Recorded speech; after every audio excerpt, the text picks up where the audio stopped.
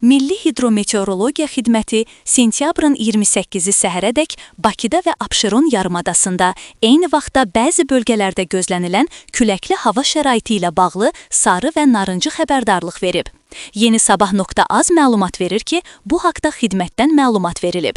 Qeyd edilib ki, Naxçıvanda, Kəlbəcər, Laçın, Füzuli, Cəbrayıl, Zəngilan, Qazax, Ağstafa, Tovuz, Şəmkir, Gədəbəy, Göygöl, Samux, Tərtər, Ağdam, Ağdərə, Xankəndi, Şuşa, Xocavənd, Qubadlı, Ağcabədi, Salyan, Sabirabad, Saatlı, Yevlax, Bərdə, Ağdaş, Ucar, Zərdab, Kürdəmir, Beyləğan, İmişli, Şabran, Qax, Zaqatala, Balakən, Şəki, Şamaxı, Oğuz, Qəbələ, Quba, Xaçmaz, İsmayıllı, Ağsu, Göyçay, Şirvan, Biləsuvar, Cəlilabad, Masallı, Yardımlı, Lerik, Lənkəran, Astarada şimal-qərb küləyi əsəcək, küləyin sürəti 13.9-20.7 metr/saniyə təşkil edəcək.